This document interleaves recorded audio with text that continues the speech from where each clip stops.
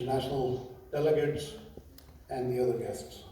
I actually want to start my talk with a little saying from the most venerable Dalai Lama, who said, "Don't try to use what you learn from Buddhism to be a Buddhist.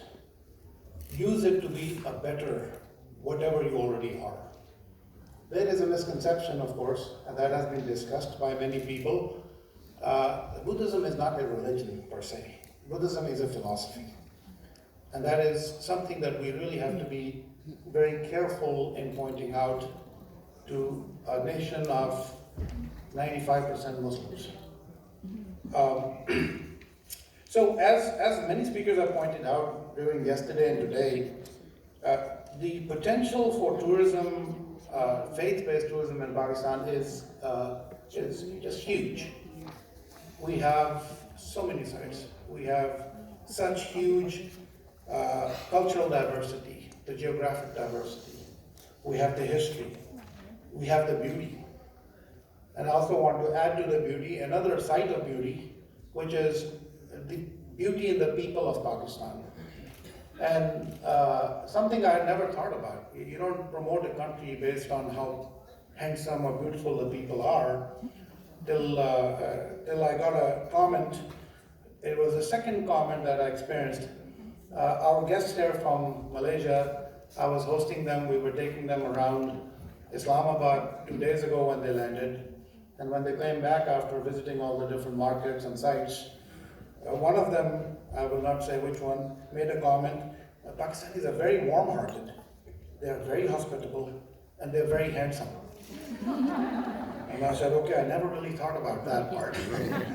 And there was another incident where the paper that was handed over to you, it was pretty much co-authored by myself, and the other name was Asim Iftikhar Ahmed on that newsletter, who is the current spokesperson for the government of Pakistan for the Foreign Office. Faraz Saab, who represented earlier, he was his deputy at that time. And there was an opportunity where Asim had just joined the Pakistan embassy in Thailand, and he asked me to take him to Thammasat. And so we visited Thammasat because they have a Pakistan corner in Thammasat University. And it was myself, Asim, the defense attaché, who's from KP, Asim is from Lahore. I'm, let's call it from India, migrated to Khanewal. And we had another gentleman from Sindh. And as we were standing there getting pictures taken, one of the associates of the rector of Thammasat University, whom I know very well, she was standing next to me and she said, you know, in Thailand they use the terminology kun, which is respectful. He said, kun Imran, Pakistanis are very handsome people. And so twice I've now heard that comment and realized, okay, we really need to start pushing that. We are good-looking people, please come see us. Anyways, there are so many factors that impact tourism. I already said we have all the ingredients. We have the cultural diversity, the beauty, the heritage. We have it all. I always explain to people, since I'm also an American, I used to be an American diplomat, I always tell the people that if you want to try to conceptualize Pakistan as a country, think of it this way. It is the size of Texas, except it has all the geographic terrains that all of America has. So you have the mountains, the deserts, the oceans, the farmlands, except there's a big difference. We go 20 degrees plus in temperature and 20 degrees minus in temperature. So we have it all. And then one has to wonder, ingredients are there, why is it not happening? Okay? What are the factors? One has to think about it. My presentation, I will not talk about the Buddhist heritage of Pakistan. We've all been hearing about it, we know it exists. I'm going to just cut to the chase. What is it that is stopping people from coming to Pakistan? And the reason he was kind enough to introduce me as somebody who's been in 70 countries, who've lived in 4 continents, I've heard it from people. Why don't they want to come to Pakistan? And we all know there's the issue of country image.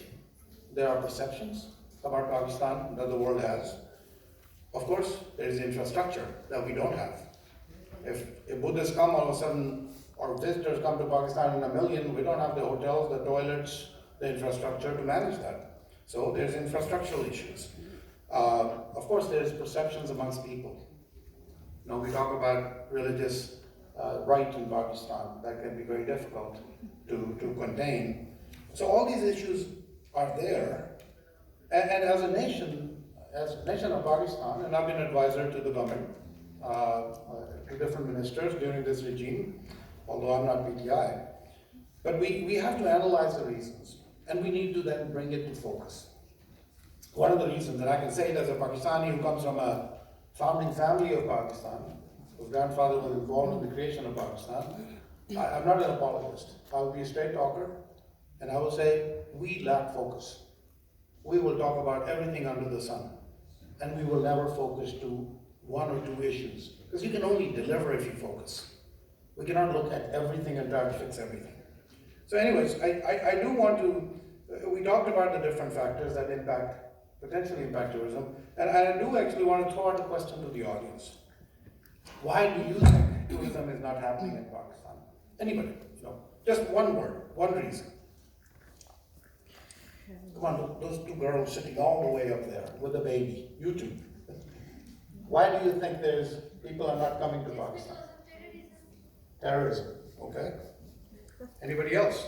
Misperception. About the Pakistan. Okay. Lack of tourism facilities. Infrastructure, okay. So tourist places have What the other provides. I'm sorry? We do not provide the same things what the other provides. Okay. we have a very little information about We media city also. Okay. So we haven't projected our tourist places like that others have. Okay. Geopolitics. Absolutely. Wonderful reasons. All very valid reasons. I agree with all of them. But what if I was to say, every time you talk to a foreigner, and the colleague over here, and some others have mentioned it, hey, there is very little knowledge about Pakistan, but then we've been doing a lot of that work, so the knowledge is getting out.